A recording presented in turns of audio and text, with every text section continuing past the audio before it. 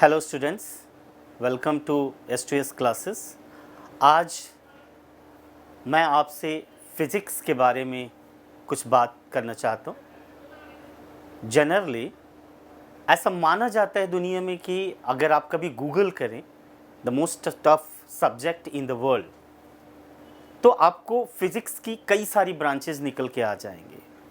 और आप जब 11th-12th की पढ़ाई कर रहे होते हो तो ये बेसिक्स होता है सारी ब्रांचेस का।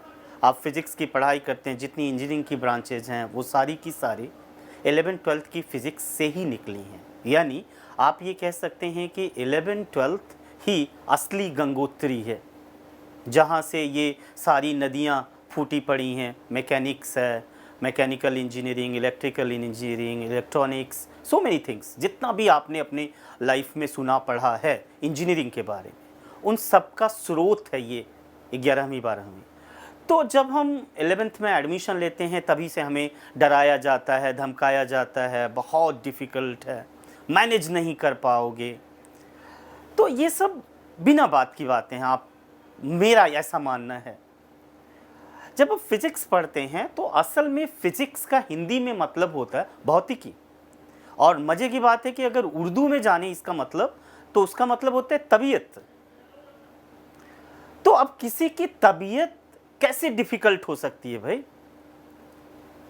भौतिकी का हिंदी में मतलब होता है संसार या सांसारिक। तो ये जो संसार जिसमें हम रह रहे होते हैं वो डिफ़िकल्ट कैसे हो सकता है? आप समझिए, अगर बिजली चमकती है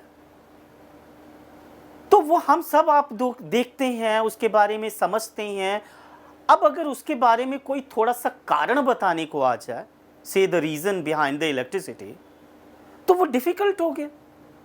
हवा बहती है, हवा चलती है, हम सब जानते हैं।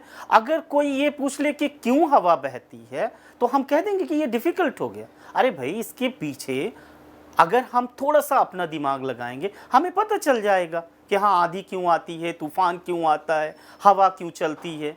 इसलिए फिज़िक्स से घबराने की ज़रूरत नहीं। मैं आपको बताऊं, कक्षा 11 का जो क्लास 11th का फिज़िक्स है, ऑलमोस्ट 50% तो मैकेनिक्स है। अब मैकेनिक्स का मतलब क्या है?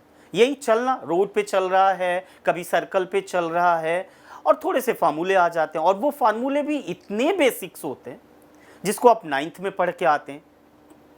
तो फिज़िक्स में घबराने की बिल्कुल ज़रूरत नहीं होती। आप थोड़ी सी स्ट्रेटजी, अपने आँख कान खुले रखिए। इस दुनिया में जो भी होता है वो फिज़िक्स है। जो भी होता है, दिन रात कैसे होते हैं, हवा कैसे बहती है, पानी क्यों नीचे गिरता है, पानी क्यों बहता है, everything what ever in this world is happening, that is called physics. इसीलिए इसको भौतिकी कहते हैं, है ना? तो ये अपने दिमाग से निकाल दिए। और एक और चीज़, ये जो बताया जाता है कि हम पास नहीं होंगे, ये होगा वो होगा, मैं आपको बताऊं, फिज़िक्स इतना आसान है कि अगर आप पढ़ें, मैं आपको बताऊं कि जो NCERT या CBSE करिकुलम डिसाइड करती है, उसमें भी जनरली ये कहा जाता है कि भाई हम बच्चे जो डरते हैं, हम भी डरते हैं, आप भी डरते हैं, डराया जाता है, अरे न्यूमेरिकल नहीं सॉल्व होता, न्यूमेरिकल नहीं सॉल्व होता। मैं आपको बताऊं, न्यूमेरिकल का ठीक है, एक परसेंटेज है, but if you know the concept, अगर आपको किसी भी चीज़ की बेसिक्स पता है तो फिर न्यूमेरिकल सॉल्व हो जाएगा। भाई, अगर आपको रास्ता, गूगल मैप आपने किया, रास्ता आपको स्क्रीन पे दिख रहा है, तो जाने में आपको क्या परेशानी है? तो जब आप कंसेप्ट जानते हैं, इसका मतलब आप गूगल रूट जानते हैं। फिर आपको वो डिजिट भर के वहां तक पहुंचना है। Why can you not reach there? और कौन कहता है कि आप नहीं पहुंच सकते? इसलिए फिजिक्स का डर अपने दिमाग से निकालिए। फिजिक्स जितना आसान सब्जेक्ट मुझे नहीं लगता कि केमिस्ट्री है। मैं आपको बताऊं, मैं किसी सब्जेक्ट की बुराई नहीं कर रहा, लेकिन केमिस्ट्री में सॉल्यूशन में वही H2SO4 एथिल अल्कोहल से रिएक्शन करके वो एसिटिक एसिड भी बना सकता है, वो एथेन भी बना सकता है, पता नहीं क्या क्या बनाता है, मुझे पता नहीं है, इसलिए मैं ज़्यादा नहीं बोलता। लेकिन वही दो एसिड, दो रिएक्टेंट्स रिएक्ट करके 2-3 चीज़ें बनाते हैं। अब उसके पीछे का जानना कितना मुश्किल है भाई। हमारे यहाँ तो v is equal to u plus at होता है। आप 9th में पढ़ लो, आप 11th में पढ़ लो, आप BSc में पढ़ लो, MSc में पढ़ लो, हर जगह एक ही है।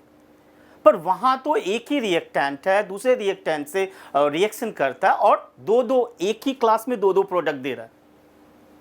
तो मुझे लगता है वहाँ पे आपको ज़्यादा दिमाग लगाना होता है। इसलिए फिजिक्स जो है इसमें मेंटेन्ड है, आपका कंसेप्ट भी है, आपका न्यूमेरिकल भी है। If you are very clear with your concept, you will be very easy with your numericals. तो न्यूमेरिकल का बिल्कुल आपके दिमाग में किसी भी तरह का कोई भी पैनिक नहीं होना चाहिए, ठीक है। और फिर आप देखिए कितना आसान होती है फिज़िक्स। आप अपने कंसेप्ट पे इंडल्ज करिए, आप अपने कंसेप्ट जो भी आप पढ़ते हैं, जो भी आपको पढ़ाया जाता है, आप उसको ढंग से एक बार पढ़िए और फिर उसके बारे में सोचिए। Live the physics. If you live the physics, physics will be very easy to you all. Thank you.